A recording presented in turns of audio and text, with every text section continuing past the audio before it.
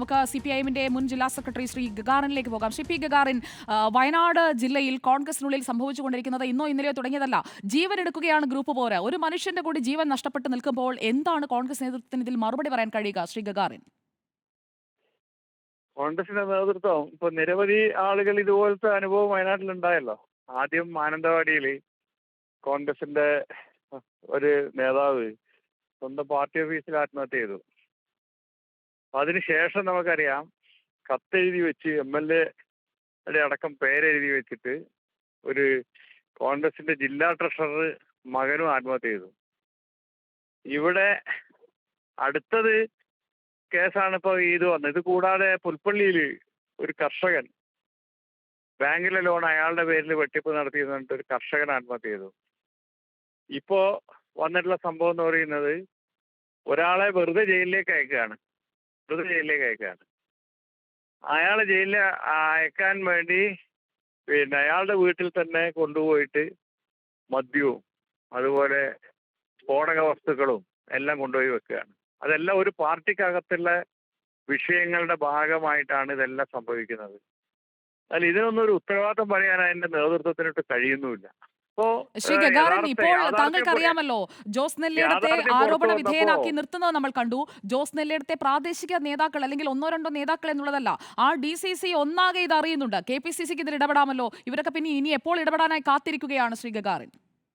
അതെ, അത് തന്നെയാണ്. അതിന് ഉത്തരവാദിത്വം പറയുന്നതിന് അതിന്റെ നേതൃത്വത്തിന് ഇന്ന് വരെ കഴിയുന്നില്ല. ഇത്തരം ഒരു സംഭവത്തിലും നേതൃത്വം ഉത്തരവാദിത്തമില്ലാതായി മാറിക്കഴിഞ്ഞാൽ ഏത് പ്രസ്ഥാനവും ഇങ്ങനെയാണ് തകരുക. ജനങ്ങളുടെ മുന്നിൽ പ്രസ്ഥാനം തകരുന്നതൊക്കെ അവിടെ നിൽക്കട്ടെ ശ്രീ പി ഗഗാറിൻ. പ്രസ്ഥാനത്തിൽ നേതാക്കളൊക്കെ വീണ്ടും വീണ്ടും വരും. പക്ഷേ ആ കുടുംബത്തിന്റെ അത്താണിയല്ലേ നഷ്ടമായത്? ജോസ് നെല്ലിടത്തിന്റെ കുടുംബത്തോട് എന്ത് പറയും? അത് തന്നെയാണ്. അത് ഉത്തരം പറയേണ്ടത് കോൺഗ്രസിന്റെ നേതൃത്വമാണ്. KPCC നേതൃത്വം, AICC നേതൃത്വവും ഒക്കെ ഉത്തരവാദിത്തം പറയേണ്ടത് തന്നെയാണ്. വയനാട് DCCക്ക് ആ ഉത്തരവാദിത്തം പറയാനുള്ള ശേഷി ഇന്നുണ്ടെന്ന് ഞാൻ വിചാരിക്കുന്നില്ല. അങ്ങനെ ഒരു ശേഷിയുള്ള DCC നേതൃത്വമാണ് വയനാട്ടിലുള്ളത് എന്ന് വിശ്വസിക്കുന്ന ഒരാളല്ല ഞാൻ. ശ്രീ പി ഗഗാറിൻ, ജോസ് നെല്ലേടം ഇക്കാര്യത്തിൽ തനിക്ക് കിട്ടിയ വിവരം കൈമാറുന്നു. എന്നാൽ അവിടെ കൊണ്ടുവച്ചത് ആരാണ്? ഇവിടെ തങ്കച്ചനെ കൊടുക്കാൻ ശ്രമിച്ചത് ആരാണ്? തങ്കച്ചനെ ആരോ കുടുക്കിയതാണ്, കള്ളക്കേസാണല്ലോ. അപ്പോൾ കുടുക്കിയത് ആരാണ്? ഈ വിവരം കൈമാറിയ ജോസിലേക്ക് അത് കൃത്യമായി വഴിതിരിച്ചു വിടുകയും ജോസാണ് കുറ്റവാളി എന്ന ഒരു അന്വേഷണ കമ്മീഷൻ റിപ്പോർട്ടിലേക്ക് കോൺഗ്രസ് നേതൃത്വം എത്താൻ പോകുന്നു എന്ന ഒരു തോന്നലായിരിക്കില്ലേ ജോസിനെ ഇങ്ങനെ ഒരു കടുത്ത തീരുമാനത്തിലേക്ക് എത്തിച്ചിട്ടുണ്ടാവുക? അല്ല, അതെന്താണെന്നറിയില്ല. പോലീസും അത് അന്വേഷണം നടത്തുന്നുണ്ടല്ലോ. ഈ കാര്യങ്ങളെ കുറിച്ച് പോലീസ് പ്രത്യേക DYSP നേതൃത്വത്തിൽ ഒരു അന്വേഷണം ഇപ്പോൾ നടന്നു വരുന്നുണ്ട്. ഈ നടത്തിയിട്ടുള്ളത് ആരാണ് ഇത് കൊണ്ടുവച്ചത്, ആരാണ് ഇതിന്റെ ഗൂഢാലോചന നടത്തിയത്, ഇത്തരം കാര്യങ്ങളെല്ലാം നിലവിൽ DYSPയുടെ നേതൃത്വത്തിൽ ഒരു അന്വേഷണം നടന്നു വരുന്നുണ്ട്. അപ്പോൾ തീർച്ചയായിട്ടും അതെല്ലാം പുറത്തു വരും. പക്ഷെ ഇദ്ദേഹം ഇപ്പൊ ആത്മഹത്യ ചെയ്തു. അദ്ദേഹത്തെ കുറിച്ച് മറ്റെന്തെങ്കിലും ഇപ്പൊ പ്രതികരിക്കുന്നതിൽ ഒരു അർത്ഥവുമില്ല. കാരണം അദ്ദേഹം ഇൻഫർമേഷൻ കൊടുത്തു എന്ന കാര്യം ഇരിക്കുന്നതിന് മുമ്പ് നിങ്ങളുടെ ചാനൽ എന്നോട് തന്നെ കൃത്യമായി പറഞ്ഞിട്ടുണ്ട്, ഇൻഫർമേഷൻ കൊടുത്തു. അത് കൊടുക്കുന്നത് സ്വാഭാവികമായിട്ടും തന്റെ പാർട്ടിയിലെ തന്നെ മറ്റൊരാളുടെ കുറിച്ചാണ് എന്നത് വളരെ വ്യക്തമായിട്ട് അവർക്ക് അറിയാം. അപ്പൊ അവർ തമ്മിലുള്ള വിഷയങ്ങൾ തന്നെയാണ് ഇതിന്റെ അടിസ്ഥാനം എന്നുള്ളതിൽ ഒരു തർക്കമില്ല എന്തായാലും. അപ്പൊ അതിനി ഭാവിയിൽ പോലീസ് പരിശോധനയും കാര്യങ്ങളെല്ലാം പറഞ്ഞിട്ടേ മറ്റു കാര്യങ്ങൾ നമുക്ക് പറയാൻ വേണ്ടി കഴിയുള്ളൂ. പക്ഷെ ദാരുണമാണ് സംഭവം. ഓരോ മനുഷ്യന്റെയും ജീവിതം എന്ന് പറയുന്നത് ഇങ്ങനെ നശിപ്പിക്കപ്പെടുന്നു എന്നുള്ളത്, അത് പരസ്പരം ഏറ്റുമുട്ടി നശിപ്പിക്കപ്പെടുന്നു എന്നുള്ളത് ഒരിക്കലും നമുക്ക് അംഗീകരിക്കാൻ പറ്റുന്ന ഒരു കാര്യമല്ല. പൊതുപ്രവർത്തന രംഗത്ത് തന്നെ അപമാനകരമായിട്ടുള്ള നിലയാണ് ഇത് സൃഷ്ടിച്ചിട്ടുള്ളത്. ശ്രീ പി ഗഗാറിൻ, താങ്കൾ വയനാട്ടിൽ വളരെ സജീവമായി എല്ലാ വിഷയങ്ങളും ഇടപെടുന്ന ആളാണല്ലോ. താങ്കൾക്ക് ഈ തങ്കച്ചനെയും ജോസിനെയും ഒക്കെ വ്യക്തിപരമായി അറിയാമോ?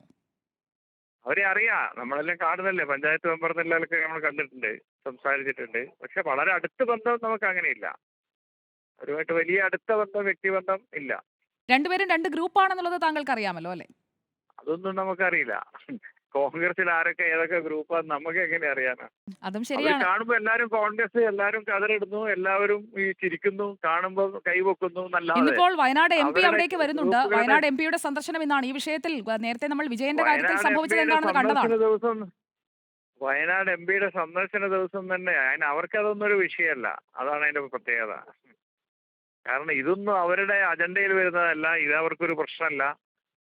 ഇതെല്ലാം ഒരു നാട്ടിൽ നടക്കുന്ന സംഭവം പോലെ കണക്കാക്കി കോൺഗ്രസിലെ ഗ്രൂപ്പിനെ സംബന്ധിച്ച് അത്രയും അവർക്കറിയാം. ഇത് സ്വാഭാവികമായും കോൺഗ്രസിൽ സംഭവിച്ചുകൊണ്ടിരിക്കുന്ന കാര്യങ്ങളാണെന്ന് നേരത്തെ അറിയുന്നവരാണ്. ദേശീയ തലത്തിൽ ഇതുപോലത്തെ സംഭവങ്ങൾ ഉണ്ടായിട്ടുണ്ട്.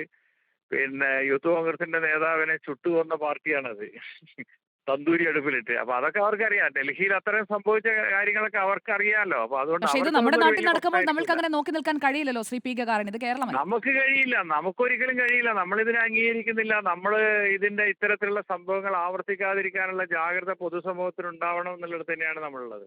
വളരെ നന്ദി ശ്രീ പി തീർച്ചയായിട്ടും. ഗഗാറിൻ പ്രതികരിച്ചതിന്. Okay, okay. CPIM ശരി, വയനാട് ശരി. മുൻ ജില്ലാ സെക്രട്ടറിയാണ് പ്രതികരിച്ചത്.